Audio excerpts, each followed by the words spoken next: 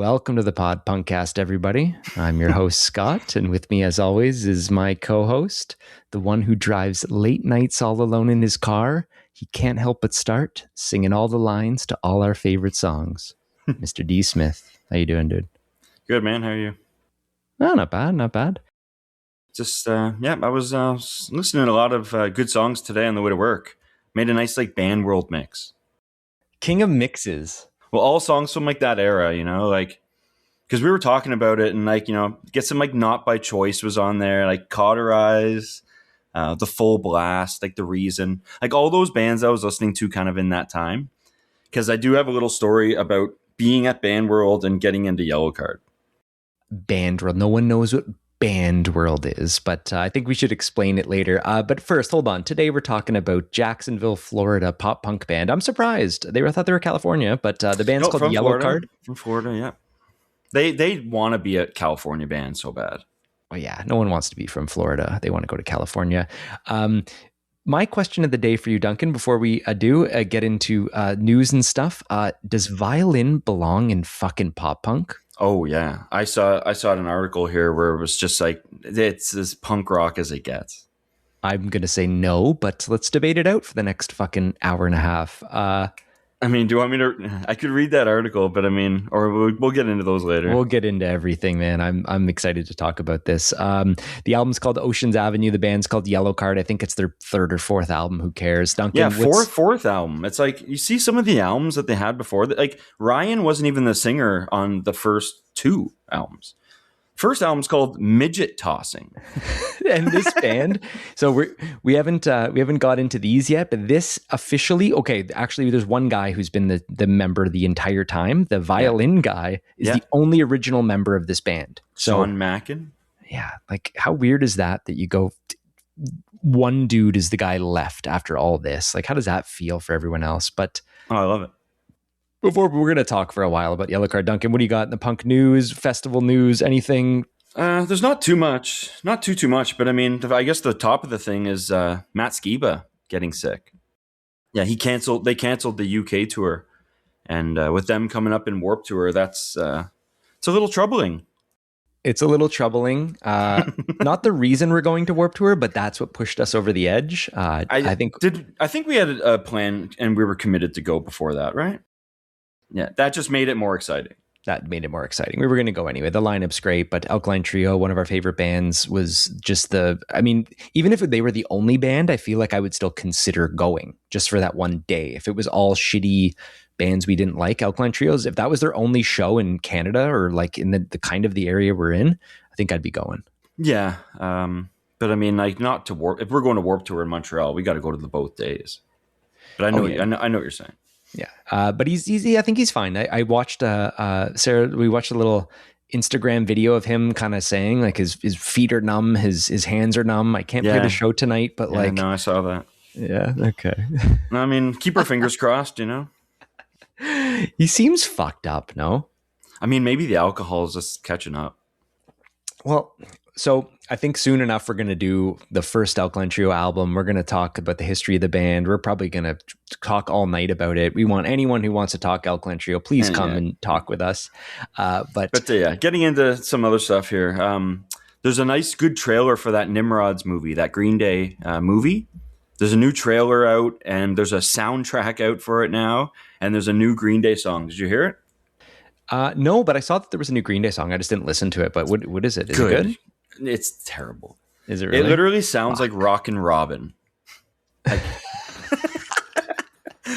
Billy Joel always wanted to be one of those pop, 50s pop rock guys. That song where it's I'll stab you in the heart. It's one of the newer albums. Okay, no. It's it sounds just like that. It's called I'm Never Gonna R.I.P. Just you're gonna hate it. You're gonna hate it. Okay, that's funny though. It's not good. Okay, all right. But some other Billy Joe stuff, him and members of Rancid, like Tim Armstrong, Travis Barker, and CJ Ramone. They're doing the Ramones anniversary tribute show. That's sick. I saw that. Yeah. So yeah. That's the lineup you want too. You need Jesse Malin to kind of, he's there. He's going to. Yeah. No, yeah. Wheel him in there. Yeah, we'll be talking Jesse one day, but if anyone doesn't know, Jesse Malin, big, I don't know, not even in the punk community, just in general, he's always around. He's Yeah, kind of a no, singer-songwriter now. He was in hardcore bands back in the day, but he knows everyone. Billy Joe, he's friends with Ryan Adams, he's friends with Gaslight Anthem, Phoebe Bridgers, Taylor Swift. No, it's they're playing at a Hollywood Forever Cemetery in LA. It's like where Chris Cornell's buried, and Johnny Ramone and Dee Dee Ramone. No, that should be cool. There'll probably be some kind of like, footage of that somewhere. But what have you been listening to lately? Okay, well, before that, I just clicked on Consequence of Sound or whatever the fuck it's not Consequence, Chorus.fm. Sugar Cult join Instagram, Duncan. So this could be big news. Are they still around, Sugar Cult? I'll give them a follow. It's so funny you say that. My palm trees and power lines just shipped today. It's the first pressing of it. So, I mean, oh man, I'm going to get that one on loud, buddy. Listening to, it's okay. Today, new Jack White came out today. I listened to it once. Oh yeah? That band that I like, the Twisted Teens, they just dropped another new album. There was already one earlier this year, but I don't think there was a lot of like announcements for it either, but listen to that. And then I sent it to you, Duncan, but that Basement Band, whoo. Oh yeah. No, I was listening to them a bit. They're good. Are they playing? They're playing Warped Tour? No. I don't know much about them. And you said when I sent it to you, you said like you know them. Like I've heard of them. Like I've known, like they've been around, right? I don't know. I feel like they have. Like I'm be mixing them up with like this Belmont band. Like there's a bunch of bands that sort of Belmont is. Basement's been around. Their first album came in 2011, so they have been around. But Belmont is like a pop punk band. Yeah, no, for sure. I mean, I guess I'd probably mix them up, but I've definitely heard of those bands. And then before we started recording, I think you said your buddy produced it, but I just listened to that new Good Terms song. Decent, Sam, man. Sam Keena. Yeah, he did the new Rufio that came out today too. Wow, good for him, man. That's great. Some big stuff, man. And honestly, the production sounded incredible in that Good Terms. That's like he mixed that new Wonder Years, No Closer to Heaven, which is just night and day difference. Spectacular job. Yeah, great job. But yeah, you were talking about Jack White. Yeah. So he's coming with that band Angine de Poitrine. Yep. My brother's favorite current band. Yeah, a lot of people are all about them. Yeah. He's trying to go to that show, and but I mean, do you go for the opener? Like, how often are you doing that now, dude? But I mean, Jack White will blow you away. Like, for sure, definitely. It's a good show to go to for sure. Yeah, but I was even looking at tickets to see if there was any but it's completely sold out. It's also cool. Something about that show I saw. It's a no phones show, so you have your phone, in a little pouch in your pocket, kind of thing, and it's unlocked. Oh, I mean, if you have it on you, I heard someone told me that you actually have to like leave it somewhere in like a locker, or is it just a pouch? So years ago, I saw Dave Chappelle at Danforth. And it was one of that. They lock your phones. You go into the venue and there's just like, put your phone in this pouch. Yeah. They lock it and you have it on you, and you can kind of like, if you needed to, you could leave the main area and go, and they'd unlock it. But like in the main theater, it's not like, it's with you but it's like locked in this kind of fabric pouch. It's kind of a really good idea. It's not terrible, because I thought for some reason, like when someone was explaining it, it was like you like give them your phone, and it's like, I'm not going to the show like that. Yeah.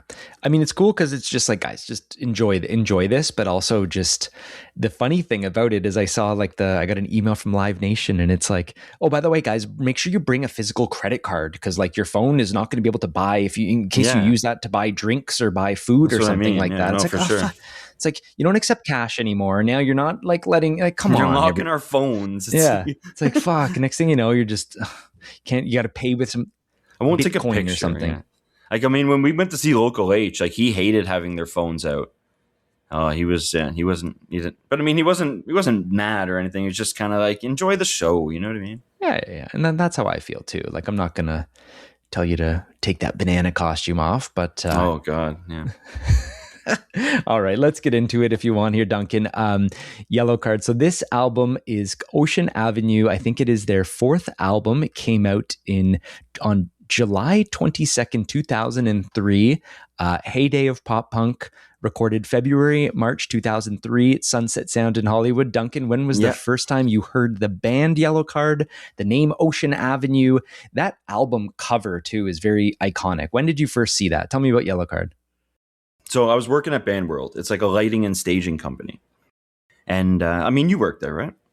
I did a co-op there in high school, and then I think that's what got like well, the connection. I was doing co-op, and like I ended up kind of working there after. But anyway, it was all kind of in this time, and just kind of did a lot of lunches by myself, and like I actually used to go to Square One a lot. It was right there, so I'd go to Square One, I go to HMV, kind of see kind of what's going on, new albums, stuff like that.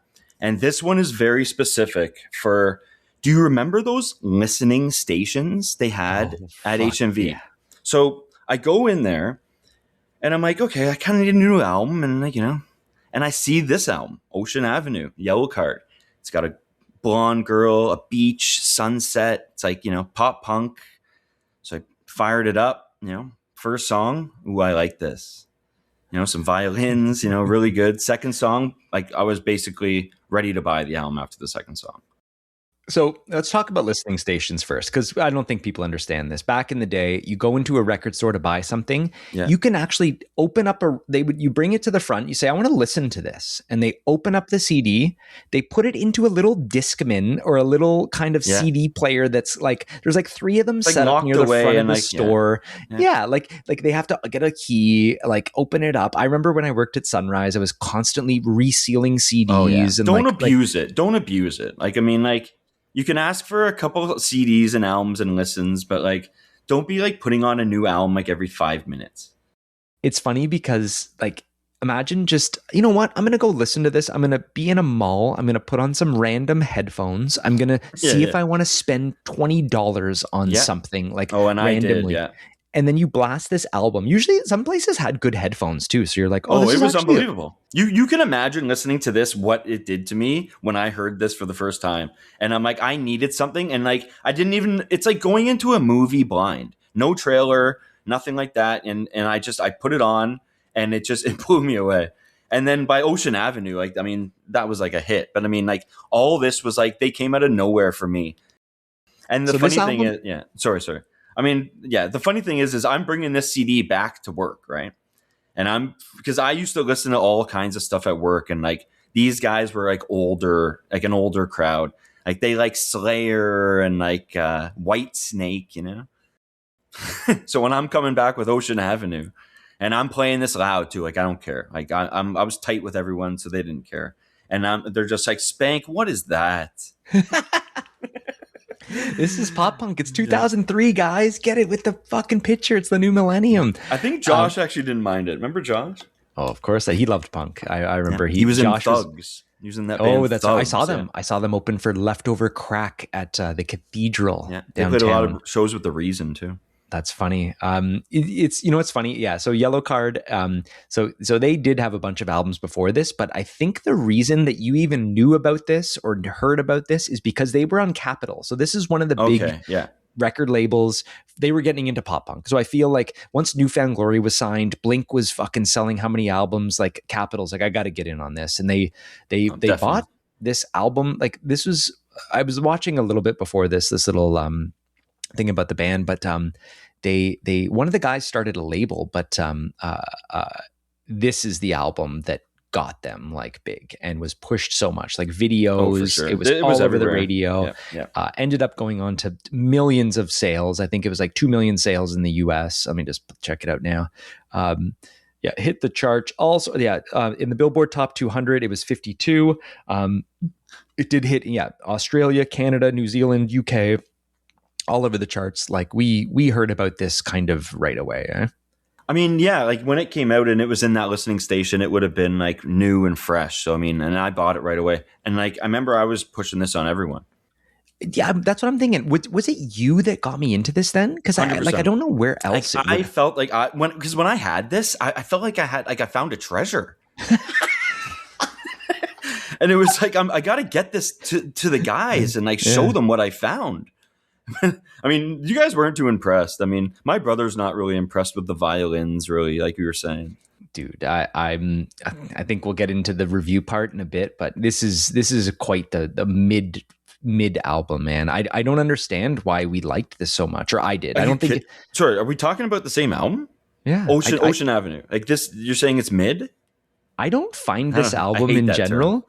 Yeah, no, I just find it's like, you know what it is? It sounds so great. The production value, everything about it's great, except for the songwriting. The songs are, other than there's I hints of disagree. absolute brilliance. There is some Yeah, parts of yeah. this Oh yeah, that I'm 100%. like, I love Yellowcard, and then Yeah. I'm like, oh, the next song's just a normal Like song. I want to know what song you're talking about there. Oh, I Like got them I don't highlighted here for you. yeah, I don't find it dips really much at all. But yeah, like that album cover you're talking about, like I always love that album cover. It just Oh like yeah, it, yeah. it just screamed like a beach. Put this on, like like at a pool party type album. So yeah, everyone go Yellowcard Ocean Avenue. It is some kind of like almost a Polaroid. It looks like it's kind of written on a little bit of school paper. Nice little Yellowcard font written out, and then some girl looks kind of like young Mandy Moore. No, like Yeah, who is sure. she? Do we know who she is? Oh, I didn't really look into that. Okay, No. she's kind of got like a little you know. I don't know what kind of shirt that is, but it looks like it's a Florida or a California sunset. Oh yeah. It must be a California if it's a West Coast. I'm actually curious what the deal is. It's an iconic fucking album cover, I must say. Like when Yeah, I it see definitely that, is. I'm like, oh, Yellowcard. I love that.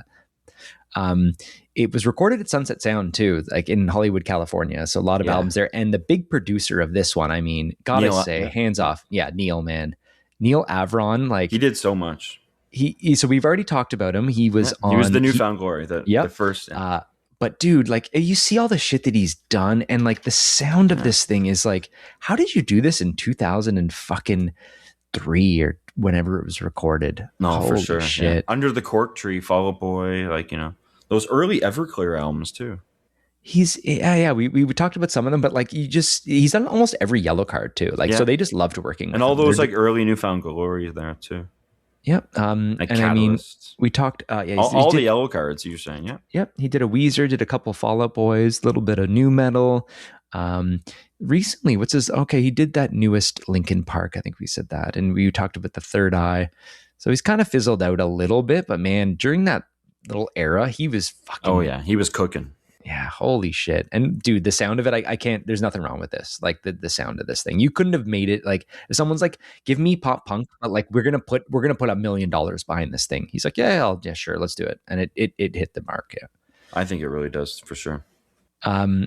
Yeah, so you push this on me, eh? So I'm looking, and maybe let's get into it now. But yeah, I definitely did. I mean, like, and I listen to this album a lot. And the other thing is this is actually the one band that only has one album that I like. Like, I don't like any other albums that they even have. Like, even the next one, I think it's called like Lights and Sounds or something. It's like, I remember I might have had the CD, but like, I will never listen to anything outside of this album for Yellowcard. Maybe the earlier album.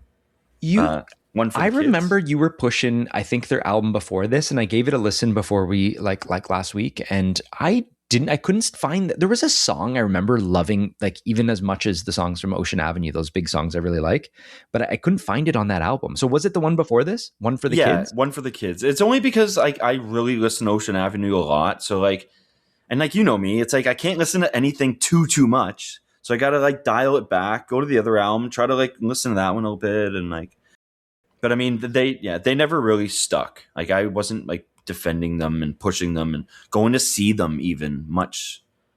I mean, let's talk about it now. This is a band I've only seen once, I think. While they are playing Warped Tour, which is like a month away. I'm excited to see them at Warped Tour. Yeah.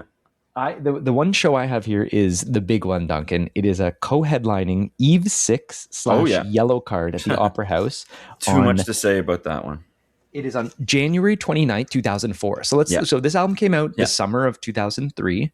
Mm-hmm. And then we had it for a little bit of that summer and then that winter and that fall. And then January, we saw probably one of the funnest shows. Eve 6 was one of our favorite bands. I don't think we've ever saw Eve 6 before. Actually, I did. But like all of us together. Yeah, hard to say. But they played Sunrise before. Yellowcard played Sunrise. And so did Eve 6. They played Sunrise as well. They did acoustic sets. Sunrise. Sorry. So Sunrise Records. Yeah, they do. Sunrise Records is still going. So okay, so this is a Saturday. I just checked the date. Hmm. So Saturday, January the 29th, Yeah. we went to a record store at Yonge and Dundas, Sunrise Records, because Eve 6. Come on, what the fuck? We're Eve one 6 of Yellowcard. 50 Yeah. people there are doing an acoustic thing before their show that night in the Opera House. So there we were, went down to there. They cleared out the bins of CDs and DVDs, and Yeah. I remember how I really don't remember how many people were really there, but like it was We a were the decent front. turn. Yeah, it was a decent turnout, and I really specifically remember Eve 6 like yeah. a little more, but like I know Yellowcard definitely played a bit. Like before. I don't remember Yellowcard at all. I remember Eve 6. I remember one specific song, and it was great. I remember being awesome. And then What song? it was the new song, and it was that one where he mentions weed too. Oh, so remember? Yeah, it's all in your head. From It's All in Your Head. Yeah. Yeah. And then that night they were playing opera, so we must have stayed downtown, got a falafel, fucking looked around CD stores. Yeah, and we went to the Opera House in the East Side, and the lineup was Cauterize. No. Cauterize didn't play. Just really? The guy from Cauterize was there. That's right. And he was drunk out of his mind. That's right. But we're getting a little ahead of ourselves because like Jersey. Jersey was the first band. Yeah, Jersey, That's right. Yellowcard, and Eve 6. Mm-hmm. But yeah, because we got backstage. But let's. Okay, we'll save the backstage. Okay. No, but I mean, we're talking about the show, right? Yeah. Okay. So basically, at that Sunrise Records, we talked to Max from Eve 6, and we were being like, because you couldn't really get weed across the border, and we knew that he smoked weed. So like, if we're like after the show, if you want to, smoke with us, we'll meet you at the back. Like it's really easy. It's straightforward. There's not like a big crowd. Yeah, so we saw the show. It was an amazing show, awesome. We told him, we have some joints, and he's like, come after the show. So we hung out outside the show. They signed autographs to people, and then you remember waiting for us. Yeah, I remember being like, I remember holding the spliffs, and he's just like, how many of you? And I'm like, it was like me, the drummer of my band at the time, Tom, and then when we got in there. And like we were talking to like the guitar player about like his favorite bands and like Green Day and stuff. Yeah, Green Day and Alkaline Trio. But yeah, the singer of Yellowcard, he comes in the middle of the circle, takes the joint, and literally is holding it, talking to everyone, and like it's like smoke it, It was so funny, and he was wasted. Yeah, I remember that. So it was. I guess Yellowcard was just they were on top of the world then. The Ocean Avenue was blowing. But they were up. opening for Eve 6, so I mean, no, it's a co-headlining. I'm looking right now. Co-headline? Split ticket. It's a slash. Right, yeah. It's an all ages show. That's fair. So 6 months after the album came out. And he must have been just like, but I remember at Eve 6, like we were just like gushing over Eve 6. We're all passing a joint around, and Ryan Key from Yellowcard came out, and he just like, he had this look in his eyes, like he was just like wasted. He definitely was. Yeah. And he took the spliff, but I was like, oh, cool. Yeah. Thanks, man. Cool. And I remember talking with the Eve 6 guitarist, about Green Day. I remember him saying like, I have Billy Joe's number. And I remember the drummer of my other band at the time was drinking just random anything he could get from a beer bottle that was just left around. And I mean, maybe we shouldn't say it on the thing, but I remember Cauterize guy kind of coming out of he popped out of nowhere, completely wasted. We miss Cauterize? Like okay. That was the only time seeing Yellowcard for me. I mean, after that, like they were at that Warped Tour that we talked about 04. So really? They were at the 04 Warped Tour. They played 03 Warped Tour too. Oh, okay. But no, like the one time that's really funny is when they played that headline show with Starting Line, and I left and I went to see Green Day. Like after Starting Line, I took a taxi to ACC, and Yellowcard was the headline. So I gave them my money, but I didn't actually see them. We spent some money in that short little window on Yellowcard. You definitely had some CDs. Do you have a shirt? I had a shirt. I had like this like picture drawn Ocean Avenue kind of shirt. I actually wore it all the time with like a beach with my like my beach necklace, like those seashell the seashell necklaces. Yeah, California, Florida boy. Just wanted We're that moving look. to California, Mom. Like he's got his Yellowcard shirt on. Jesus Christ, man. So good. I wish, honestly, I don't look at pictures from back then. Do you look back at pictures ever? I do sometimes. I mean, there's like on Instagram, like, you throw up some old pictures. Like sometimes you come across, there's actually a box of pictures that my parents have like in like their storage that one day I should really just go through and just get a bunch of those just show us one time, because you've got things like that. You've shown me like a way back. Oh, I've got some ridiculous stuff. But the thing is, I think I deactivated my Facebook, but I think they're still like all there. I think I could at any time, but there's some stuff on there. But that was after I made an Insta for you. I know, yeah.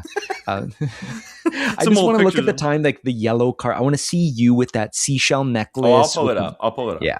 I can find that. Those aren't gone.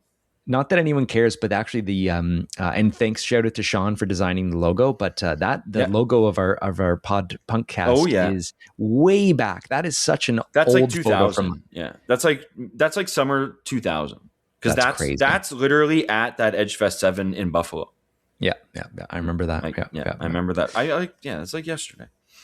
But then they played like a "We Wish We Were Canadian" tour with Moneen and Rufio. I don't think I went to that. Oh, nice. Well, that'd be good. Honestly, it kind of feel like I might have gone for Moneen and Rufio and left. Like I might have left for Yellowcard a couple times. But yeah, then it's showing. Why did they fall off so hard then for you, man? If you were just pushing them so hard, if you listen to the later albums, like I don't know if like the violins just not there, or just like it's the songwriting just really dipped. Honestly, I just think it's that Ocean Avenue is so special, and like it has like, you know, it was a place and time, and I mean I can always go back to it though. Honestly, so yeah, I haven't listened to it before the last couple weeks, and man, like it brought me right back to that time. Like when you put it on, it's like holy shit, I remember 20 years ago, yeah. But the thing is, one of the best times I saw them was 10 years ago, opening for Newfound Glory at Danforth. Oh wow, so, that's huge, actually. They opened for Newfound at Danforth, and it was a nice full set of Yellowcard, and they were actually great. But that was actually one of the best Newfound Glory shows. But that's a show that you go for both bands. I did, as I was reading their Wikipedia just this week, I didn't realize Cyrus drummed for them for a tour one time too. Yeah. And also Ryan Key played keyboards and backing guitars for Newfound too. So. Oh yes, yeah, no, he was definitely on tour cool. for their covers tour when we saw him at the Phoenix. Yeah, no, he was definitely in the background. Try not to take center stage. Just like if he comes to the front, like everyone's gonna kind of know who he is. Like doesn't want to like steal the show. Yeah, they got really big really fast. Capitol Records pushed them. I think the next album flopped is what happened. I think we should do it one day, but I don't even remember listening to it ever. No, I mean, it's called. Do you like have it on vinyl?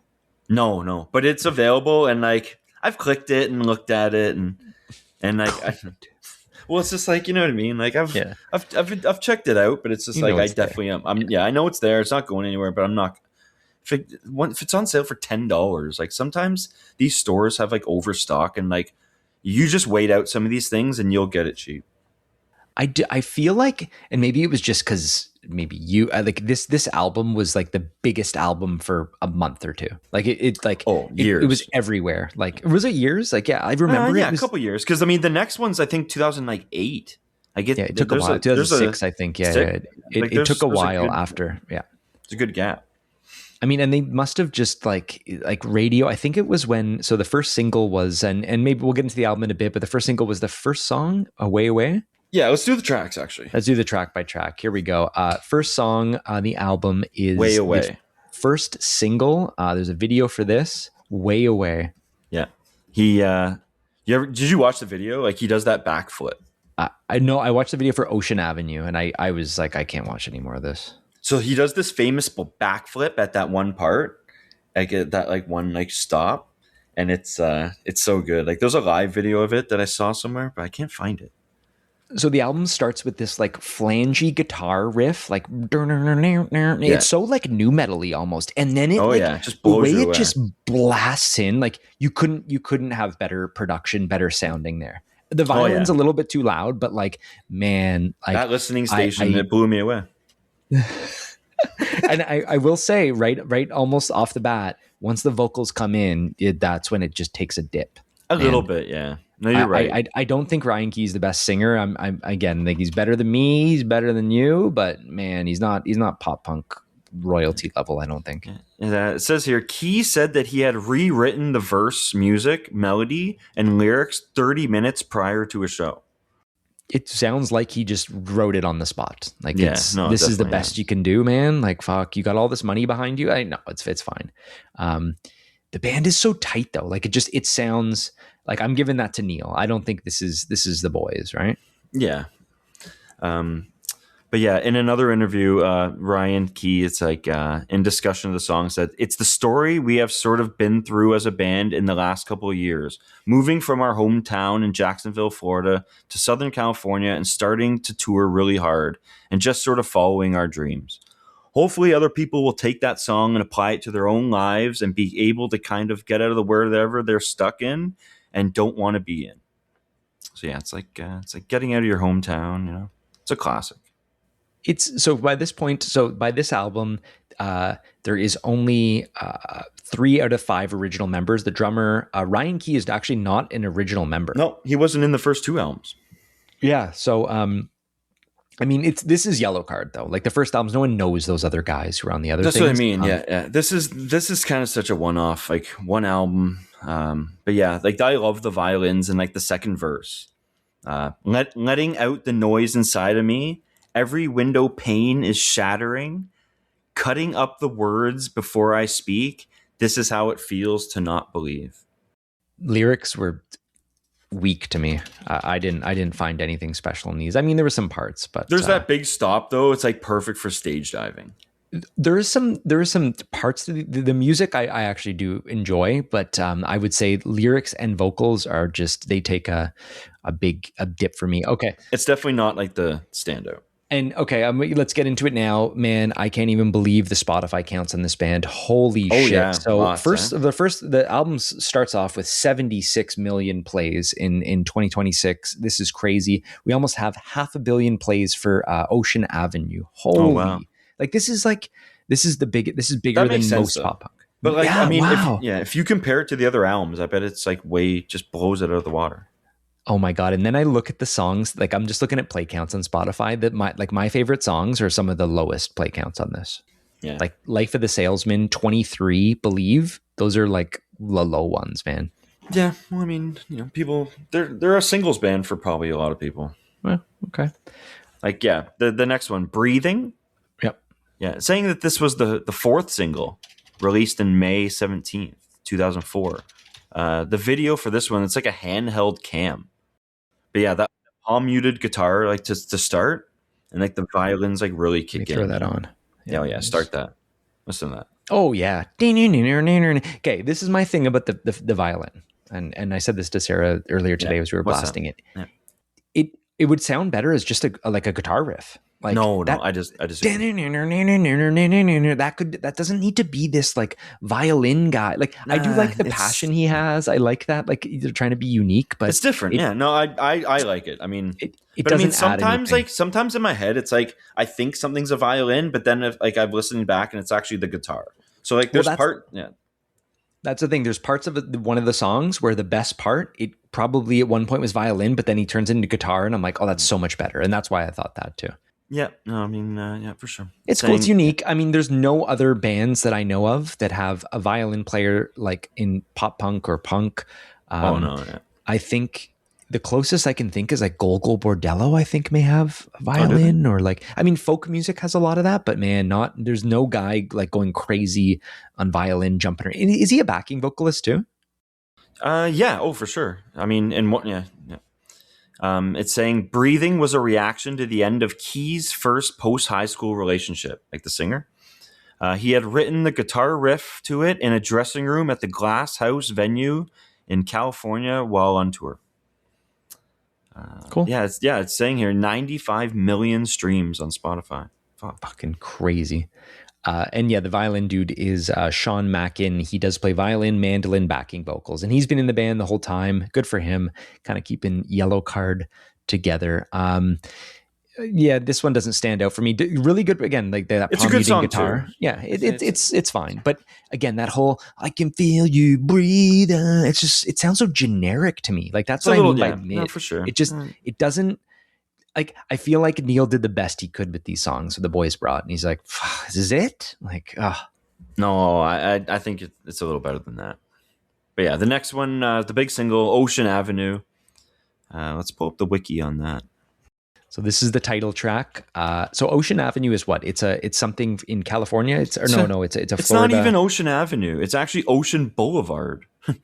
And it's like and basically he's saying he changed it because it didn't rhyme. I mean, so this whole thing is made up. That girl's probably not even real. This band is not even real. So this is a big video. I really don't like the way he looks at the fucking camera in the video, but it is kind of a banger of it. Lots of mirror face, yeah. Yeah. Lot of a lot of good. I mean, the band is so tight, the drums. So good. Like, but it's saying the song says that it's on the corner of Cherry Street, and there really is an entrance to Neptune Beach at the corner of Cherry Street on Ocean Boulevard. So this is in Jacksonville, Florida. Is that where it is, or where? In Jacksonville, Florida. Yeah, Jacksonville, Florida. Saying Benjamin Harper in a 2004 interview with the Boston Phoenix.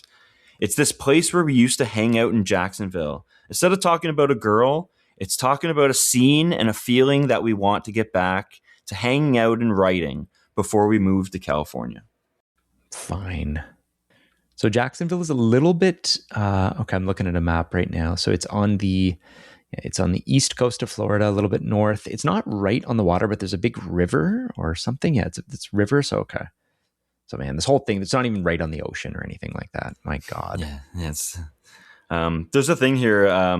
It's saying it was the very last song written for the album, and it almost it's a title track. Wow. It said it almost was completely scrapped.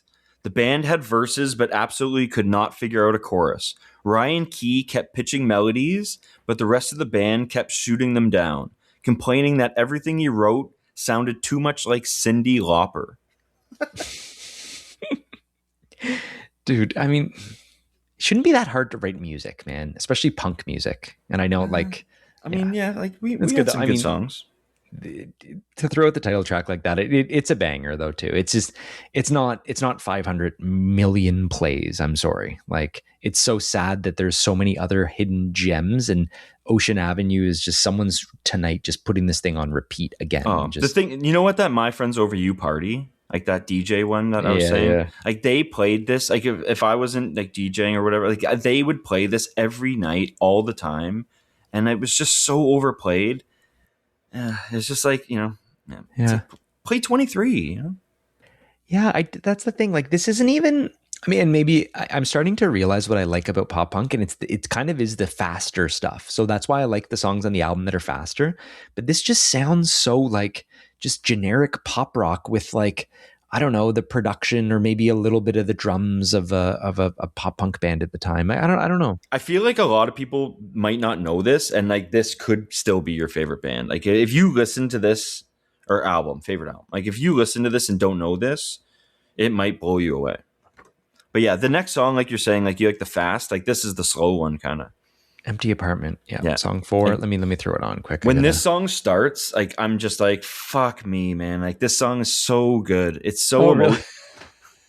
With the I was gonna stay off. I was gonna I just put it on and I'm like, hey, that whiny vocals to start. It's so bad. I love it so much. This is actually one of my favorite songs. Like, and as a 40-year-old, like this one's like one of the best ones like these days. Yeah.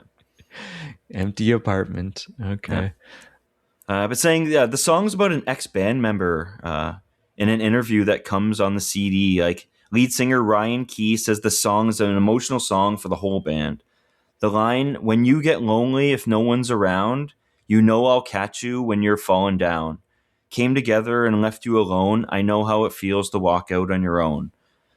Shows his sadness over his good friend's decision that he wasn't always there for him. So they did have a different singer. So are they talking about maybe Ben Dobson? And so weird when a band changes singers, but it kind of in this point, this band it doesn't really. No, that's who it was. Yeah. Oh, that's cool though. Okay, that makes sense then too. There's lots of violin on this one, and there's like cello and like viola. I think there's like I was looking just at the Wikipedia. I think Neil did some string arrangements on this band too. Like this dude did fucking everything. Holy shit. Yeah. I honestly, the lyrics though, like you were saying, like you don't like them. It's just very, they're 22 years old or whatever. They're 23. Like there's nothing special. Like there's nothing to talk about. Like don't read them out. Don't read them out, Dunk. I No, wanted to no, read no, out no. one verse, but there's so many good lines here. Is there like okay? Read them out. Read them out. Yeah, man, we can cut it if it's not good. I know. Do whatever you want. This is your podcast, man. You want to read the lyrics? Great. If Leo doesn't like it, fuck him. Call me out. You stayed inside. The one you love is where you hide. Shot me down as I flew by. Crash and burn. I think sometimes you forget where the heart is. Okay, so when he says "shot me down," he blows it on the vocals there. Shot me down. But it's supposed to be like vulnerable and like. I know, but it just doesn't sound authentic. And also, I don't know if it's pitch correction software. I don't know if it's like there's something about the vocals. Like if that's the best take, it's like I don't know. Ryan, I find man. like it's so raw and so real. Like I feel it. But yeah, the next verse: waking up from this nightmare. How's your life? What's it like there? It's all. Is it all that you want it to be? Does it hurt when you think about me and how broken my heart is? that's cheesy. It's not about a girl. It's about the old singer. Okay, that's nice then. So the other guy who's in the band, Ben Harper. Did you ever think that was the Ben Harper? Oh, I've definitely thought that, but like I remember at first, like for some reason, even when I like saw the name again, I remember being like, did I at one point think that was Ben Harper and whatever the Criminals or whatever that other band is, and yeah, it was a funny thing anyway. But yeah, there's such a good violin solo at the end of this, and it's like, have you ever done air violin? Oh God! Every single time this comes on, I am air violining this so hard.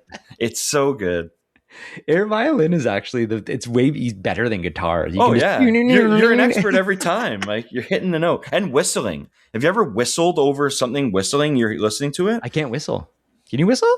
Well, if next song you hear that there's whistling, try to whistle over it and you'll think that you're great. I couldn't whistle if I was like trying to like save my life in like a pool drowning. Oh, really? I can't whistle. Yeah. I guess I do it. Maybe I can whistle. Whistle that violin solo of this right here. Do it. Do that. I honestly, I know what that empty apartment. Please do it. We're definitely having a whistling session. What up? I can do it. Hold on. Give me a sec.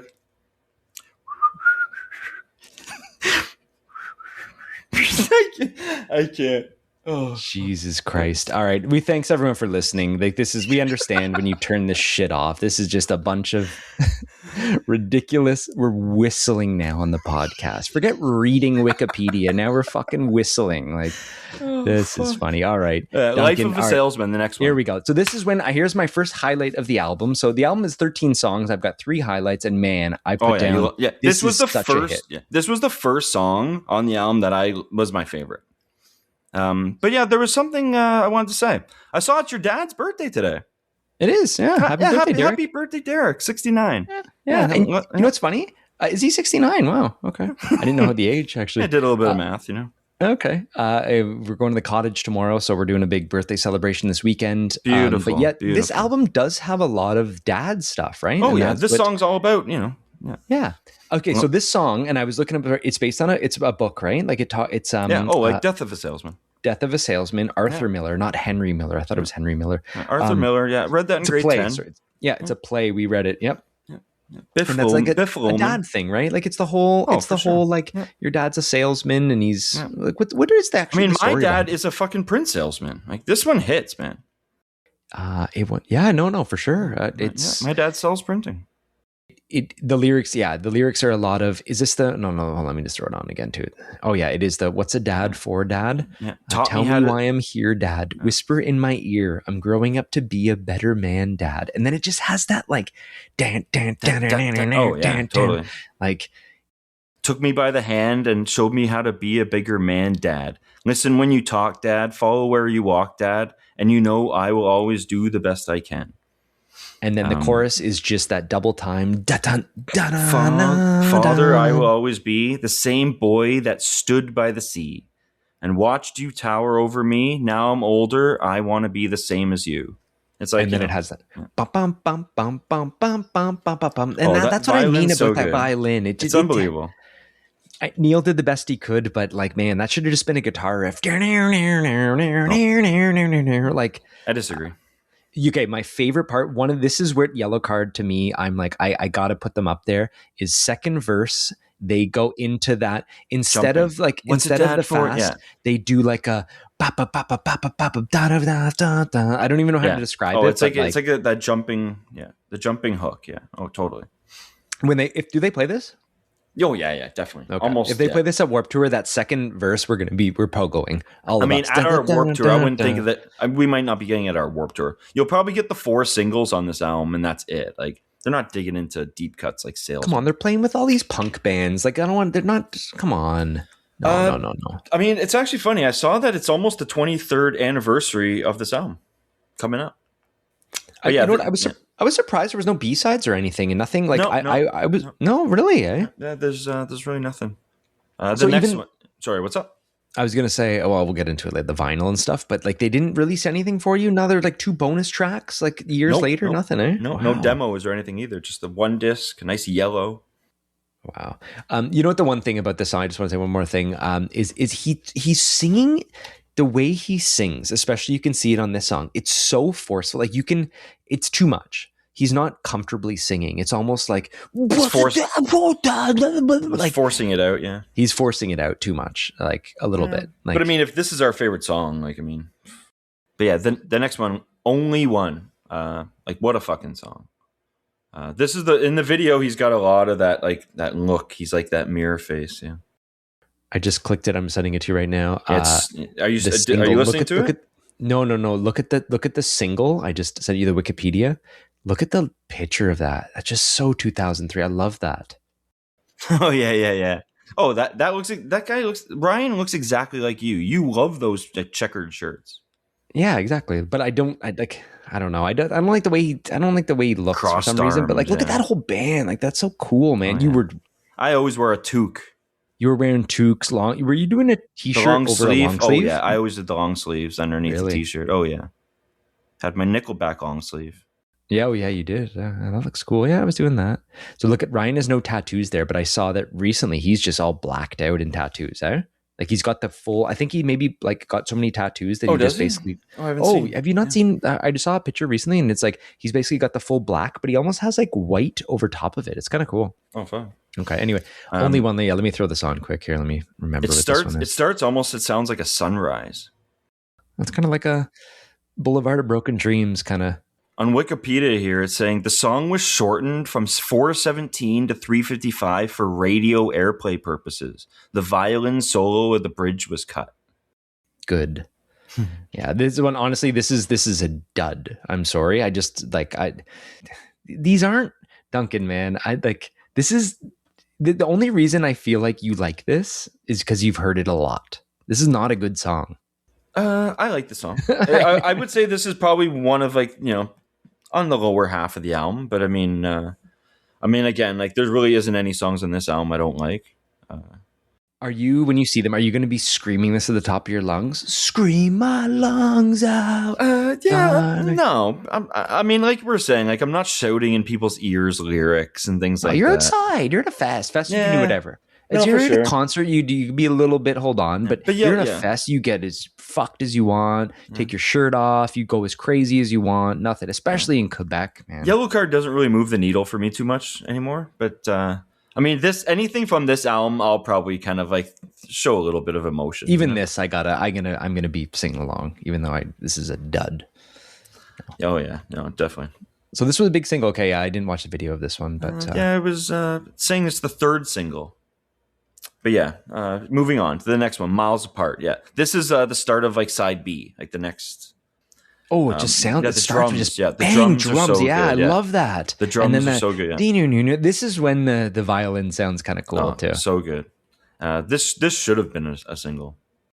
I did write down most typical pop punk song ever, but it's not. I take that back. It's the violin makes it a little bit special, but. It's saying here, in retrospective interviews, frontman Ryan Key openly admitted that Miles Apart is actually his least favorite song on Ocean Avenue. And that's crazy to me. It doesn't stand out, but it's not one of the worst ones. But I would love this live. Okay, may as well have they played this front to back live? I'm very curious. Yeah, they must have. Yeah. Did you I watch? I did I watch. didn't see it. I didn't go to that though. My research for this. I did watch Beyond Ocean Avenue live at the Electric Factory. Did you watch that? It's on YouTube. I think it was like 2005, four. No, Uh, no, I didn't see that. oh, it's kind of. I just wanted to watch a show, and it was like they did play a bunch of older stuff too.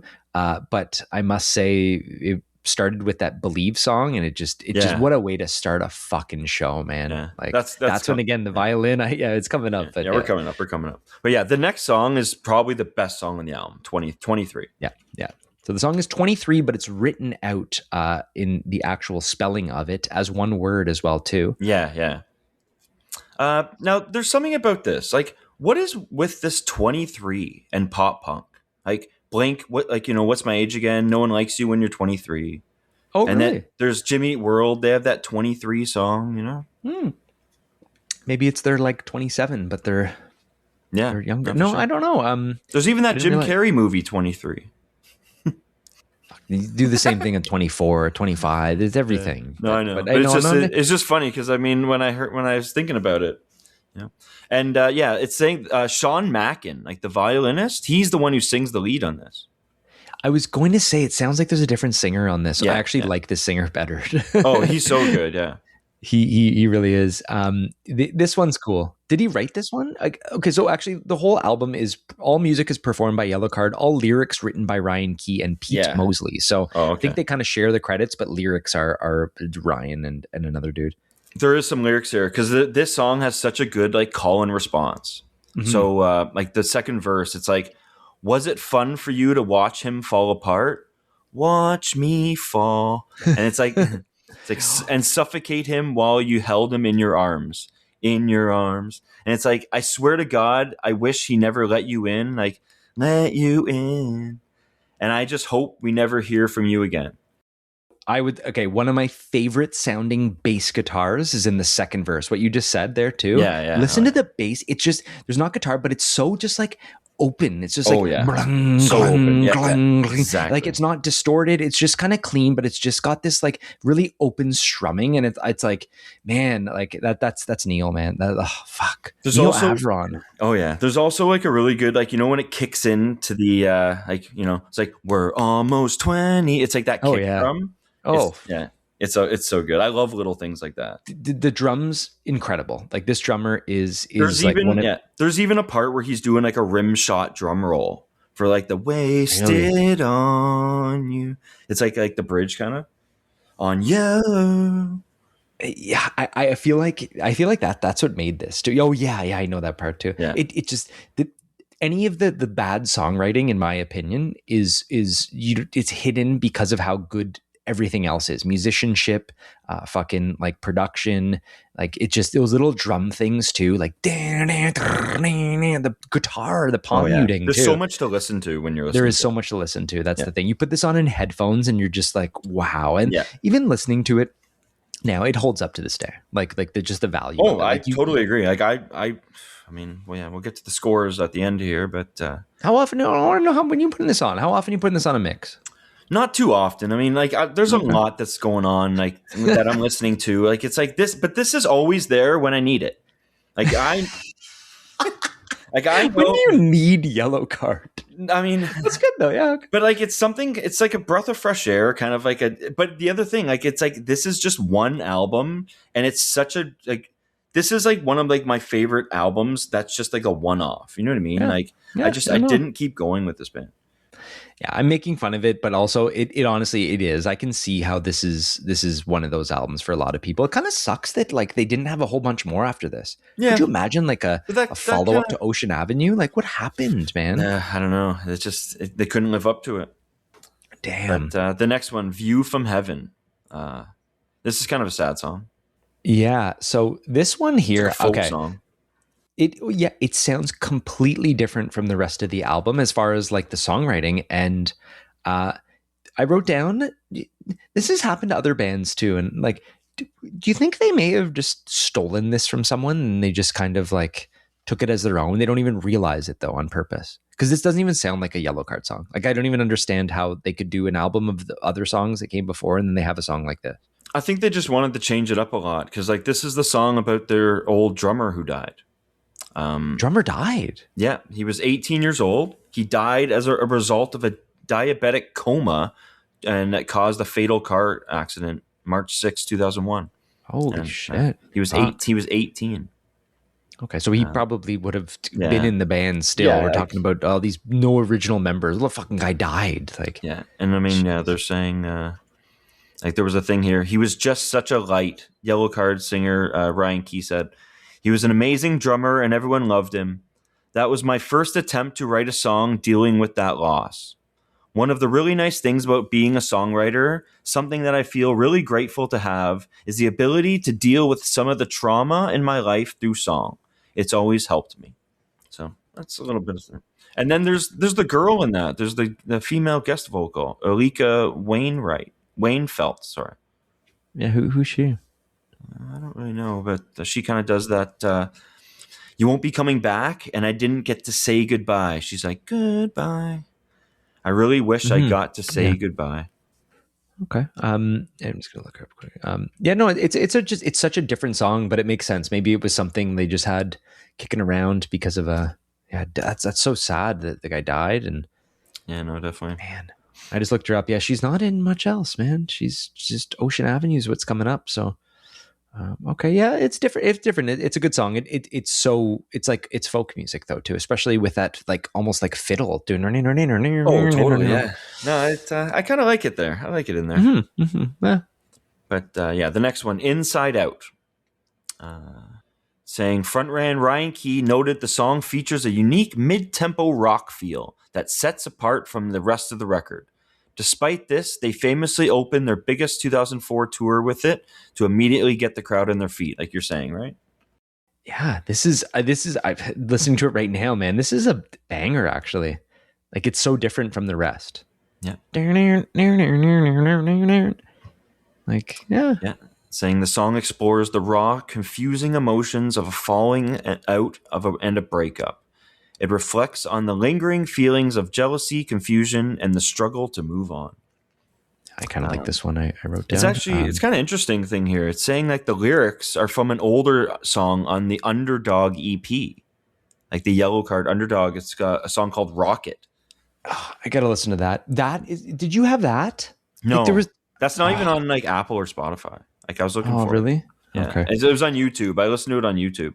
Fuck, I mentioned before, I feel like there was this Yellowcard song before all of this that was even better than everything. And like, we'd always listen to it, but maybe I'm thinking of another band. I mean, it might have been on that first album, but I listened through it and I couldn't find it. The lyrics, like for that bridge that they took from that older song, it's like the two of us, we dream like one. The two of us, the two of us. The two of us take breath like one. The two of us, the two of us. Two of us. Yeah, no, it's decent. Like, yeah, I like it. Yeah, no, for sure. Big one coming up. This is the one. It's song 11, my last highlight of the 13 songs. So it starts with this. Okay, I can't even. The violin solo. It starts with a violin, but it's not. It doesn't sound like, I don't know. Like, so what good. do you hear with it? Like, it's not like I thought it was. But when you actually hear it, it's got this little like triplet to it. Oh yeah. I don't know. I don't know a lot about violin, but it's like that's incredible to me. It's the time, it's the notes. It's It does have this weird timing, but it fits. It works. And that so and that even that throughout the whole song, it's a strong violin. Oh, for sure. And this is where the violin leads it too. Like that riff leads the thing, and then they have the whole "everything's gonna be all right." Yep. Everything is gonna be. And also, what's this? This song is like a 9/11 song, right? We should say here, from the Indie Review, it's saying lead singer Ryan Key wrote the track as a thank you letter to the first responders who risked, in many cases, lost their lives trying to save survivors trapped inside the World Trade Center and Pentagon. The band went as far as finding the mailing addresses of fire and police departments throughout the tri-state area and mailed them copies of the single as a token of gratitude. You know, it's funny. It's like pop punk kind of went like was getting big when like 9/11 happened. Like we've mentioned it multiple times already, and like Yeah, the you can hear album it in the name music. You changes. can like, yeah, there was, yeah, albums had to change certain lyrics. We've had bands writing songs about it. We know Goldfinger had that big thing. Like we were still going to shows at the time. Our lives kind of didn't change, but man, anyone who was like American making music like had to Oh yeah. do something about it, either make a song or fucking. And then after that, then you have the whole like, now we're going to war with Iraq, and now we have a fucking, you know, Rock Against Bush. We'll get into that once we get into the more Well, there was that pop whole like, you know, tribute to heroes with like all those artists that kind of did stuff like that. It was kind of cool. Oh, I don't remember that. Yeah, I'm sure I did, but Like Fred Durst and Johnny Resnick singing Pink Floyd. But yeah, it's good. Yeah, so this is what the song is about. That's what I thought. I didn't look it up, but the lyrics are on the bridge. There's like a little bit of like a background speaking, like the New York City mayor Michael Bloomberg, like speaking at Ground Zero like a year after. I was wondering who that was. Wow. Okay. Yeah. No. One of my favorites. I like. I hope they come out and start the show like this too. And even like the end of the song, like there's the whole like Abraham Lincoln like Gettysburg Address. Yeah. No, it's decent. Yeah. Good for them. Cool. That's cool. 1 year, 6 months, song 12, and it is also again spelled out. They're not doing any fucking numbers. They're spelling this out. So no, I love this one. This is the acoustic one. Okay, let me throw this on quick. But yeah, this is the song. It belongs second last. Acoustic songs always should be second last or last. That's just how I would. Yeah. No, you're right. Yeah, don't put it at the beginning. Put it near the end, and yeah. And then have like one nice send off. But yeah, the song meaning centers on the lingering pain and regret of a breakup, tracking the narrator's struggle to process the loss of a relationship a year and a half after it ended. Man, how many girls is this guy with? Like, fuck, is this one girl or what? Like, come on, man. Oh, I don't know. Like that newfound, just one girl. Yeah, that's amazing, and that's what I like about the pod. It's like I'm like learning about these albums that I really like. I didn't study this one too much at all. Like I'm glad you did, and like I'm learning about it. But man, newfound, like knowing that was about one girl, like I'll always remember that now. Yeah, no, definitely a little like lots of little things about these. Well, I've been starting to do my studying for Alkaline Trio, goddammit, because we're going to do it coming up. And man, like there's so many things I didn't even know when we'll talk about it. But the album cover, you see that album cover? I didn't even know that's what it was. What do you mean? God damn it, the 666? Yeah. What do you mean? What didn't you know?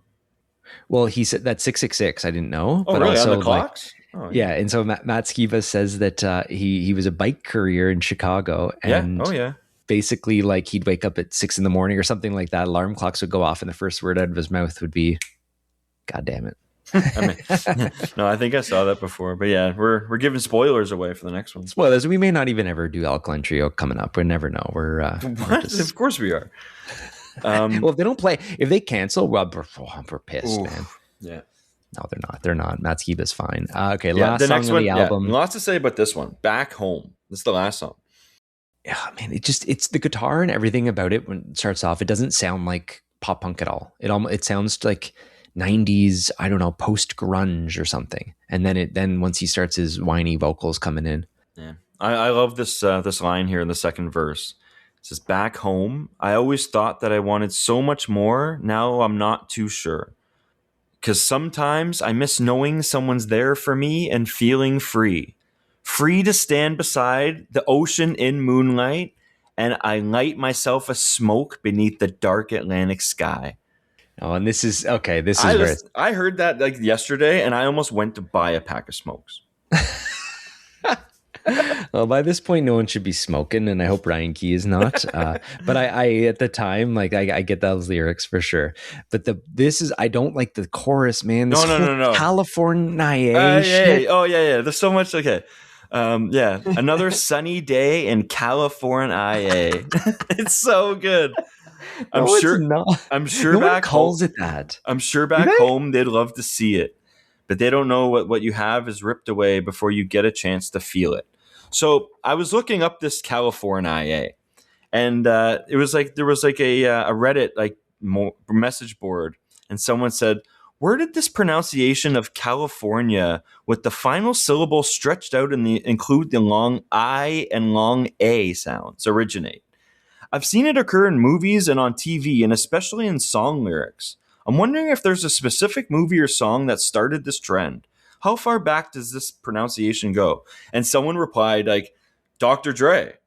Yeah. Dr. Dre originally put it down. Ya city is the bomb if ya city making pay. Throw up a finger if you feel the same way. Dre putting it down for Califor-NYE-AY.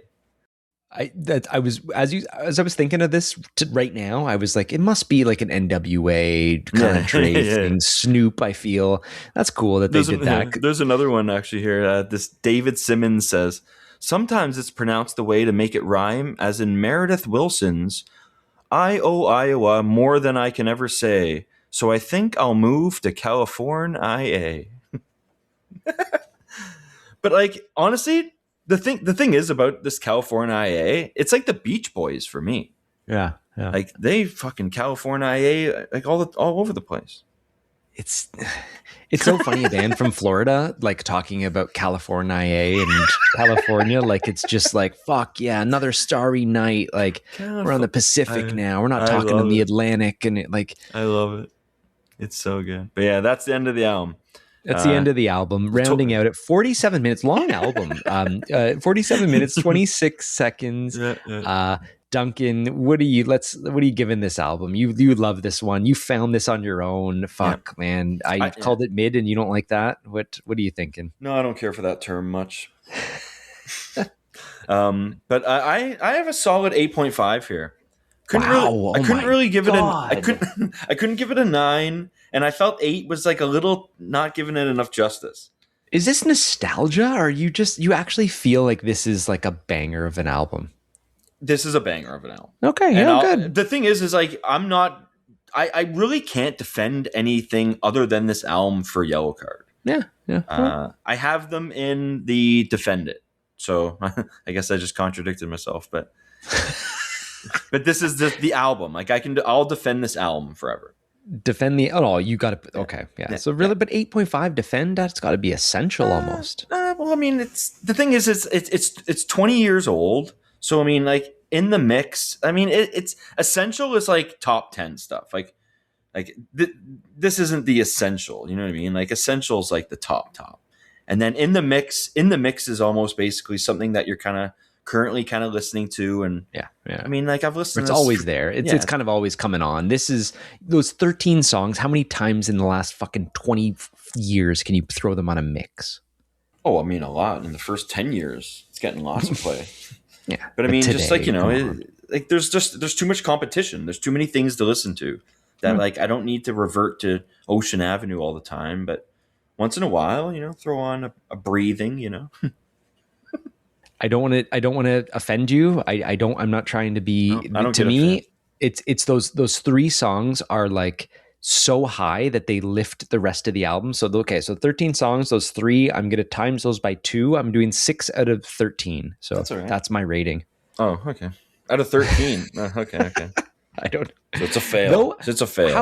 However, this is kind of something where for some reason I would love to see this front to back. Oh yeah. Like if this was playing history front to back, Yellowcard on a Friday night next weekend instead of Goldfinger, I honestly, if it was $100, I'd go. I'd be like, Duncan, let's go. I have 150 here. Okay. Okay, fine. I'll add a beer, whatever. But yeah, it's all those perfect things. Like if I can see it perfect and like it's a good venue, it's like everything kind of checks it off, and like being with people, like I wouldn't go alone. My overall look, I know it's a classic album. I have to say it's in the top pop punk albums. We'll look at where it lands. Reviews weren't that good. Let's just quickly I know reviews don't matter, but dude, I couldn't believe I was a little shocked. We do have some hilarious low numbers for this. We've got All Music was 3.5 out of 5. We got Drowned in Sound with 2 out of 10. Like what? IGN, the gaming magazine, loved it though, 8.7 out of 10. So were they a big like gaming band? Were they in a bunch of like sports fucking video games or something? Maybe in like some of those like Tony Hawk like skateboarding games or like, you know, something like that. Like I don't remember them in any hockey games or anything. It's funny. There's just everything's 3 out of 5, 3 out of 5, C, B, nothing crazy. But then once you get into the like, I'm going to pull it up on the Rolling Stone. Rolling Stone, this is one of the top punk albums of all time, right? According to them. Yeah. What is it on the list? I think it was Let's see, 38. 38. Yeah, 38. And it says, it turns out that strings were the much needed final piece of the pop punk puzzle, as proved by Yellowcard's violinist Sean Mackin, who added cinematic drama to tracks like Only One and 23. The Yeah. Jacksonville, Florida's fourth album tapped directly into the adolescent heart of the early 2000s pop punk, zeroing in on the endless nights and intense beauty of teenage love and staying young forever. Like, exactly, Duncan. Yeah. That's So perfect. I would say, even though I give it low, if there's a top 50 pop punk albums of all time, you got to include this. It wouldn't be 38 for me, but it's got to be up there. So what was like the Simple Plan? Like, was that above this? Simple Plan, I think, was 33. Yeah, Simple Plan's 33. So they had Simple Plan above this. Like, I don't know. I know. That's tough. Exactly. This is better than Simple Plan in a way. I'm going to just... What was that other list? Consequence. The Consequence. Yeah, the Consequence. Yeah. Let's just see. Yellowcard is not on this. Holy fuck. That's crazy. That's crazy. I don't believe this list. Is that the 100? 100 top pop punk bands. Yellowcard is not on the list. Last time we did 98 was the Dopamines. Duncan 97. Guess it is Nerf Herder.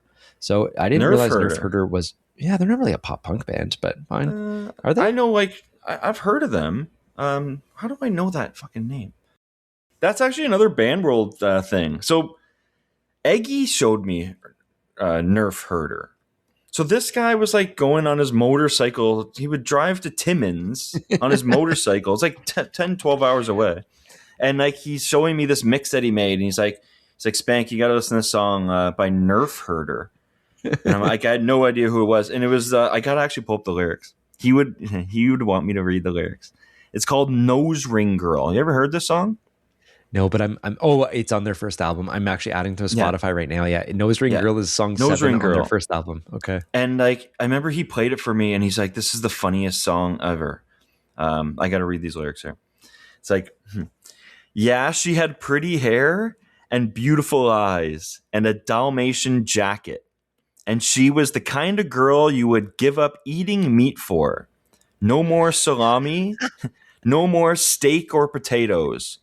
Yeah, you would walk down on the health food store and buy hummus and tabbouleh and baby ganoush and rice cakes. It's like Nose Ring Girl. But yeah, that's the only song I know by Nerf Herder. That's fucking hilarious. I haven't heard that name in forever. I feel like now we need to do so we're going down in the top 100 Consequence of Sound, and we obviously know Lit and Good Charlotte. We Dopamines and now Nerf Herder. We need to study a little bit. I can't believe they're not on that list. All these lists are trying to be special in their own. But eventually, we'll go into all these other like punk news lists or sorry, what's it called? What's the other big sites? Yeah, punknews.org or Brooklyn Vegan or whatever the fuck it's called. They'll have other pop punk lists, but it's just funny that, yeah, like Yellowcard and Simple Plan are missing from this Consequence of Sound. Like, come on, you got to include them in the 100, right? Yeah, I mean, when I typed it into this thing, it was showing that they're 14. Oh, really? Okay. Okay, hold on. I don't know if that's... Yeah, I just literally looked up finding it here. Saying they're 14. Consequence of Sound, but so maybe I don't have the whole thing, and maybe... Yeah. Where's the fucking full list? Maybe I don't have the full list here. What do you mean? We're at 14. Okay, 14. It was just kind of like a little bit of a Google AI thing that I just typed in. I just couldn't believe that they wouldn't make that list. No, they're not on the list because 14 is actually, they're not on the Consequence of Sound. Best pop punk bands of all time. Maybe the albums they are, but we're looking at the bands. We're doing two separate ones. We're doing anything we fucking want here. Yeah, find some new lists we'll go through. It's all good. All good. I got to throw this. This is a random quote. This is a random funny thing that I found. What's that? Do you ever look at like YouTube comments, Duncan? Sometimes, like not usually. I don't usually look at comments for anything. Comments are usually dumb. I feel like YouTube, though, sometimes once in a while, like near the top, there's a fun. But yeah, I was watching the Yellowcard video and I was watching Ocean Avenue, and the top comment was just a guy, and all he said, "Music is the closest thing we have to a time machine." Oh, and that's exactly like that's a good like when you look at that, it's like literally, if we had a time machine, it wouldn't be as perfect as that video. Like that is 2003. If you like, Yeah. it's I mean, amazing that honestly, nothing takes me back or like kind of makes me have that feeling more than music. it totally. But Yellowcard especially, because they have the look. It's everything about them. It's the album cover. It's the songs. Like Yeah. there's But I mean, like, this is definitely a great one off. But I mean, like, even still, like, I would probably not, I probably might not even put this in like the top 50 pop punk albums. Like, it's like, I love it a lot, but it's like, there's still a lot better out there. there's a lot better out there for sure. But it's big. I can see this. I Oh, can it's see so why good. people like have 500 million fucking plays. For me, also, it's a see them at a fest or done with them. But that's only because like they didn't catch me as much as like I don't know another song other than the songs on this album. Yeah. Or the No, one that I'm talking about early. But yeah, they're CMetaFest for you. Because, I mean, I wouldn't let you not watch them at Warped Tour. oh no, we're seeing them. Well, Warped Tour. I'm excited for them. Yeah, they're a nice main stage band. Sean, you ever listen to Yellowcard? What do you think of this album, buddy? No, I don't think he's too impressed with them. And I mean, like you're saying, like those like vocals, like, you know what I mean? But I mean, like the violin doesn't really impress him, and I don't think he like thinks that. I mean, I don't think he hates it. I mean, like, there's probably songs on here that he might like, but it's like, it's hard to find those. Yeah. Yeah, I can see that. I mean, Yellowcard. Yeah, not for the queue. sure. I'm gonna go to the website, Duncan. Let's check this out. I haven't been yet. And what do you get when you pull it up? Pretty here? standard website. We've got just a list of dates. Big concert little picture. Yeah, little concert pics. What's the merch looking? We've got no fan club that I can find. No fan club, yeah. Okay. See this new album? There's Matt Skiba's on that new album. Oh yeah, that's right. I did listen to that. Got a little song from Matt, a little guest from Matt Skiba. Who else was on I that think album? Avril's on there too. Okay, so they're doing guest stars now. Yeah. Wow. No, for sure. It's his Better Days. So that came out. So I've also seen that they And Travis plays drums on the whole album. Really? Fuck. Of course he does. Just a day for him. They broke up like multiple times, right? Like they've done There a was a bunch big of like there was a big hiatus. I think it was like 2015, maybe. yeah. Which is basically right after I saw them with Newfound Glory. So that was probably like the last sort of tour. Yeah, they kind of come and go. There's no deluxe version of this. There is an acoustic version, but fuck, man, you know what's the weakest thing is when a band does an acoustic version of their album. I know, a full acoustic. I hate those. Oh, it's just nothing special about it. I mean, there's already acoustic songs on it. It does have the classic look to it as well too, but it's just like maybe I'll throw that on. Actually, I'm curious about some songs. I did listen to it and it didn't hit. It didn't get better. It didn't make the songs better. There's some funny stories here. I don't know if you want to get into. Get anything. Yeah, we're just going through anything now. Author Leslie Simon, in her book "Wish You Were Here: An Essential Guide to Your Favorite Music Scenes from Punk to Indie and Everything in Between," wrote that the album not only launched Ryan Key as an unexpected emo sex symbol, but proved that violins are actually more punk rock than you think. That was that quote that I was looking for earlier. Okay. I think the ladies did like him. I thought maybe was he dating Kelly Clarkson at one point? Yeah. Oh, I don't know. Ryan Key and Kelly Clarkson briefly dated in 2006. Wow. So I think these are the kind of bands we got to get into the TMZ side. We gotta, yeah. So he was dating her. Okay. Fucking cares. I'm joking. Yeah. Care what they were doing in their personal lives. We're here about the music, guys. But yeah, there's a thing about the band name Yellowcard. Yeah, what's that? It was saying that they kind of had this whole thing about like, they would like have yellow cards as like a penalty signal for like a party foul. Like if like one of their friends like spilled a beer or something, like give them a yellow card, And it's really funny because I actually printed red and yellow cards at my work a couple World Cups ago.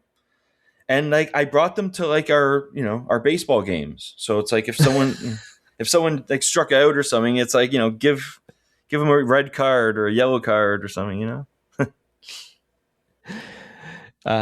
Well, my final comment of this, which was going to be, I'm giving Yellowcard a yellow card. Like I'm giving them a warning. Nothing crazy, but like they're not, like it's yeah. Hold it up at the show. Could you imagine holding up a yellow card? Someone's done that before. I know they have. Oh, that's a great idea. That's so funny. I'm curious where they're big. I mean, I feel like they're big worldwide, but so Spotify does have some good play or so where fans are listening to this. Let me see if I can find it. Where is their fan base? No. That's their two. Anyway, who fucking cares? There's a funny thing here. It's saying the violinist, like the guy who's like been in the band the whole time, Sean Mackin, never actually wanted to be a musician. His mother forced him to take violin lessons every single day during his childhood. Just forced into it, Yeah, and then he's, I mean, what? And then now he's doing look at that. He's doing backflips in the shows. That's amazing. And I bet you his mom to this day, if she's still alive, is like, I told you to keep practicing your violin. Look at what you can do. I can't believe Ocean Avenue isn't even Ocean Avenue, though. It's Ocean Boulevard. That's so funny. It's just ridiculous. Ocean Avenue. Did they do this front to back? Come on, let's see if they did this. They had to have. I want to get an official. Did they? I don't know. I'm seeing a lot of like articles and on the pop punkers subreddit, there is a lot of talk about this album being the pop punk's magnum opus. Like, come on, no. Top comment on that: it has the same power as starting lines "Say It Like You Mean It." Both albums make me feel so nostalgic for the times. When did "Say It Like You Mean It" come out? Same time as this, like summer 2003, 2002. Okay, yeah, okay. Yeah. And I mean, well, they toured together and stuff, and like I can see how that can be a bit of a comparison of like that, like that caliber. Starting line is so much better. Oh, so much. I was listening to "Say It Like You Mean It" like today, and like I had to take a break. I had to take a mental break. I couldn't even go into work. I was a wreck. I haven't listened to starting. I mean, the new album I've listened to. I haven't listened to "Say It Like You Mean It" front to back. I love the new one. 20 years. Yeah. So, I love the new one too. Yeah, it's so good. Yeah. There's a couple things. No, I've pretty much read all my articles. I want to get into the vinyl stuff. Yeah. What's it on vinyl? Do you have it? Oh yeah, I've got the. This is the third. Pull it up. The third pressing. Third pressing. Look at that. A little bit more faded than the other. Now see this whole gatefold. Is that signed? No. Well, I want to read this. There's a whole like foreword from Ryan Key, and it's so genuine and great. So it's saying, I think it's safe to say that every moment in my life after 2003 can somehow be traced back to the release of Ocean Avenue. These 13 songs impacted and changed all of our lives in ways we never could have imagined. One of the aspects of the songs that I love the most is that they're not affected in any way by their own success.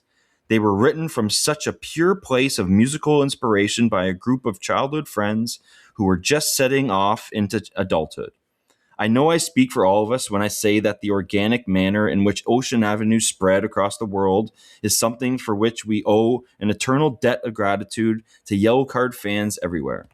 To anyone who burned a CD for a friend, put it on their first MP3 player, or just sang along at the top of their lungs wherever they were listening, we thank you more than you could ever know. Here's to sleeping all day and staying up all night. Signed, William Ryan Key. Nice. And it's actually hilarious. So on the other side of this vinyl, it's like a whole code of conduct notice.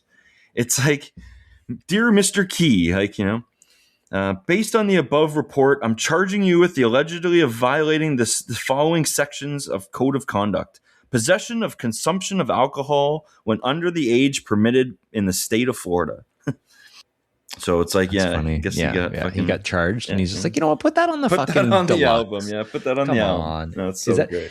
So I must have had this on CD. I couldn't find it. I looked. I was hoping to go through the booklet. You know what? I remember this too, and maybe this was a cheap CD for some reason. I think Interscope. I remember it being like $12.99, $13.99 at the time. It wasn't the full like $17, $18.99. One of the and again it's. No, sorry. What's up? It was the like they were just pushing. They just wanted to get this out. Like this band was everywhere. Everyone, please buy this, and they sold some fucking records, man. See this?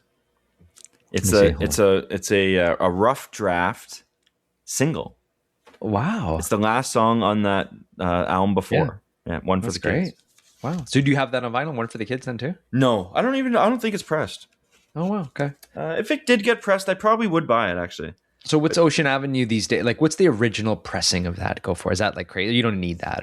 Well, the one I have, if you wanted to buy it, like it basically would still go for like like $300. Like it's what? Yeah. Oh, like holy shit! Yeah, no, for sure. But the thing is there's a new repress that they like another repress that just came out, and like it has like the shittiest album cover. It's like one of those singles like that we looked at. Yeah, like there's like a group shot. Why would it not have the original? Holy because shit. That's why it's like when you have those pressings, it's like you don't just run that out with like represses. Like they change the art sometimes, and that's why the value of those other ones just skyrocket. But yeah, the one I have, it's like out of like like 978. They wow, man, pressed like 1,000. Making money. I mean, maybe one day. It's like, I mean, maybe one day I'll open a record store and sell all my records. I mean, who knows? No. Well, it's like it's a nice bit of stock there I got. Yeah, but also it's like then you'll be like there'll be something missing in your heart. You'll like I don't have Ocean Avenue. I gotta go buy that. You'll end up paying for that fucking crazy new cover, and then you're like, wish I had the other one. No. I'll never sell it. I didn't look up any Ticketmaster reviews. But right now I just did, and I'm going to pull out one right here. Only one. It is from Lac Bay at August 21st, 2023. Good thing this was their last show. The opening bands were terrible. Oh, wow. Emo was the worst. I left early. The funny thing is there's 500 reviews on Ticketmaster. Like this, people love. Like this band is huge, man. This album stuck with so many people. I don't think I realized how big it really is. Oh, definitely. But man, like it's people just hooked on to this. And you know what? I bet you just like Simple Plan, this was one of the first like gateway drugs into pop punk. Like you listen to this, then you listen to All Time Low, then you get into My Chemical Romance, and you get into maybe like Story of the Year or something like that. Yeah. I don't know. Yeah. Did you ever get into Story of the Year? No, but I've been listening to them more recently. You told me about that album, so that's the band that I'm trying to. Yeah, that's another thing. It's like some of these bands that only have one album that like I really only like. Like Story of the Year would be another one, but like this is definitely like the highest like of that. But I mean like Cauterize kind of like just that one album. You know what I mean? Like Cute Is What We Aim For would be another good example. Okay, and like even like Edwin. Like Edwin's like that one album, Is it even that good? That first Edwin? That needs a vinyl press so badly. Okay. No one knows who Edwin is. It's the singer of a Canadian band, I Mother Earth. Well, everyone, the 5 people listening to this thing, but if this thing eventually kicks off and it blows up in the States, no one knows Edwin. But Edwin is the singer of this Canadian band, I Mother Earth. He had a solo album. It's not that good, Duncan. We saw it front to back. I think we got free tickets 2 years ago, and man, I disagree. I was actually on Canada Day. I was in the pool with my cousins, and my cousin turns to me. You know what he said? Because I actually had an Edwin song on the Canada Day mix, because I always make a big mix for the occasion. So like every Canada Day, it's like all Canadian bands. Spend a good 2 hours making this mix, So my cousin, I think the Edwin song came on, or I Mother Earth. It might have been I Mother Earth. And he turns to me and he goes, my daughter's wedding song is going to be Alive. And I'm going to dance with her for Alive. He's like, the acoustic version though. I'm like, oh, okay. Acoustic version. Like, I think that's Edwin Alive. The song's called Alive. Yeah. Guys, it's just Edwin. There's no last name. It's just Edwin. Not Edwin McCain. Who I love. It's so funny. Yeah. My dad, and happy birthday, Derek. My dad, it's just he's still in his head. Edwin is still, you ever see Edwin these days, man? Oh, yeah. Remember that Edwin show? Oh, yeah. Edwin. It's like so much Edwin at the show, at the cottage. And like, I Mother Earth was the cottage band. I Mother Earth is the best Canadian band I think we have. My favorite. Yeah. And they just need more material, but those I'd say the one album's the best. Yeah, The first album's it's really another good kind now of too. one album. You know what I mean? Yeah, like, The first album's good too, but it's it's not like as it's good as one Scenery and the album Fish. that's so much better than everything else. Yeah, And yeah, that's and actually what it is. Yeah, It's not that yeah. anything's like really bad or anything, but like it's just like with that one album, and it's almost kind of like Weezer with those two albums. It's like Yeah. it's just they're solidified forever just from that one release. I wonder how that feels for Ryan Key and the other guys. Like, yeah, the whole crowd is just, no one's doing anything. You play in Ocean Avenue, the whole crowd lights up.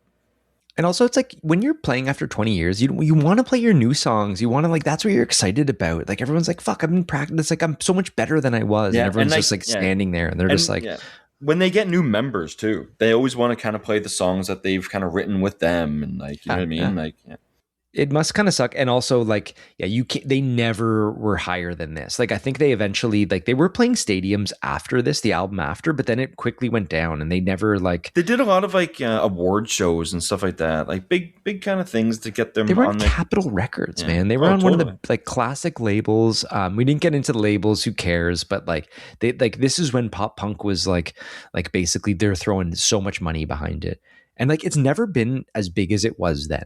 Like that's the like this is the whole reason we're doing the podcast, is because that early 2000s, late 90s, not even late, it's like early 2000s pop punk was like, labels were just like, we'll sign anyone. Yellowcard, perfect. Put Neil, come on, man. Yeah. Like, we're trying to hit every like kind of era though. Like, we had some like old Goldfingers and MXPX and we're going now. I mean, this one and like Cartel, they were kind of a little newer.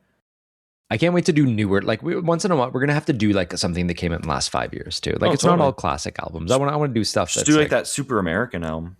Oh, I would, please. Yeah.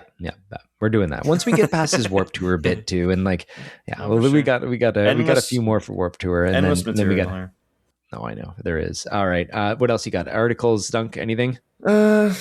The only thing I actually wanted to say was I want a correction on the last episode. Oh, I got a couple corrections too. Yeah. You were saying how Rancid has no na-na-nas. And found a couple of them. Na na na na na na na na na na. The best na na nas. It's out so there. good, yeah. And it's like that, but this is the thing, because the Lars Frederiksen na na nas and Rancid are like they're like oi na na nas. They're not those like na na na na. Like the Blink ones are like lazy, like Blink. Yeah, they got the nas, and then it's like Green Day's got the hey ho's. AFI has the woes. Offspring has the yas, Yeah. I mean, it's like, fuck yeah. Well, Blink has a little bit of, they do na-na-nas, not too much. They do a little bit of everything, right? Yeah, oh, totally. And like the funniest thing is there's that NoFX song, Woe on the Woes. It's like, it's like, it goes like between AFI and the Offspring. It's like, we've heard enough woes. We love na-na-nas. And like, you gotta. I don't know that one. I gotta listen to that one. Yeah, I'll put that on the show mix. Okay. I do want to. I should have had the lyrics up here, but that's just off my top of my head. Yeah, I know. It's funny. We were texting this week about those na-na-nas and Rancid, and you were sending me a bunch, and I'm like, that's. Like, I mean, I was getting all sorts of things wrong. We're always getting things wrong on here. That's what I mean. We're talking wrong names of band, talking Sum 41 instead of Simple Plan, Green hilarious. Day instead of Blink. It's don't listen to this, guys. Nothing. Run this through your fucking AI thing. See what's correct. Most of it's not. We're just having fun. It's Friday night. It's summer. Yeah, we're going to the cottages coming up. Exactly. I got nothing else for them. I didn't look into much. I'm sure they're expensive to book. I'm sure their concert riders are full of nonsense. But, you wouldn't need to book this band. No. And I feel like, Ryan Key, like, I feel like we see each other again. He'll remember that time we blazed with him with Eve 6. Oh, he was out of it. He doesn't remember anything about that night. Oh man. You know what? I think I kind of want to in the future do another Yellowcard. The next one. I don't know. I don't think happens. you do. But I want. If anything, we're going back. We're going back to the older one. Maybe. I mean, I don't know. They're one for the kids. Pushed down the list now. And like, this is not before Sugar Cult. Fuck, Sugar Cult. No, not before Sugar Cult. Not before like Rufio. Oh, Rufio's new song came out. Did you listen to it? No, is it good? Oh, it's unbelievable. I was saying my buddy Sam, he mixed it. Oh, nice. Okay. Wow. Fuck. Your buddy's doing all this shit, eh? Oh, it's unbelievable. Nice. Does he ever want to talk about pop punk on the podcast? No, I could definitely message him. Yeah. Sam Gina. I just want to get his name out there. Great. Yeah. I mean, you've told me he's done some really, really big stuff. And that Wonder Years was just hats off to that. Like, and the thing is that was the one album that needed that remix, remaster, and treatment.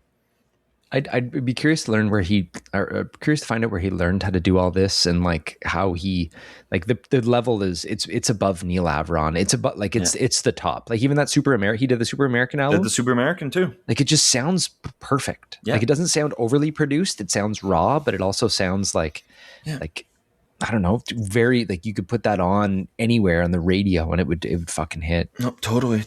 Good for him, man. Wow. And that was a My Friends Over You friend you made, or anything? This guy? Yeah, he was he was in that band July, and like the Toronto band.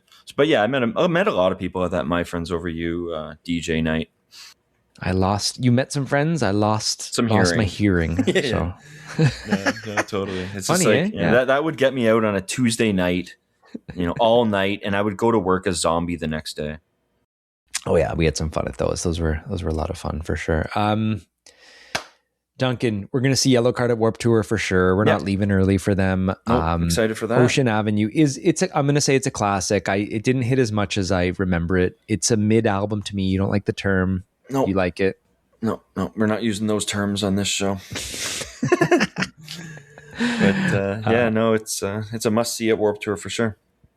Nice. Throw this album on, and this is if you knew this back in the day, this will bring back some memories for sure. I know some of our friends are. You know what? That's a funny thing. I don't think any of our like really good friends liked this at all. You were really pushing this, and everyone was like, "What the fuck?" But I think they could tolerate it, though. I mean, if it was on, like it wasn't, and no one's like screaming to turn it off. But I mean, like, don't put two on in a row. No, yeah. You put one of those highlighted songs on, but you don't put Way Away on again for the fucking fifth time that week. No, getting stoned in your car at Greenhouse. Spread it out. Anyway, all right. Any last words, Dunk? No, I think we're good. I just want to thank everyone for listening again, and see you in a couple weeks with a new album. Yep. Thanks everyone for listening, and see you next time. See ya.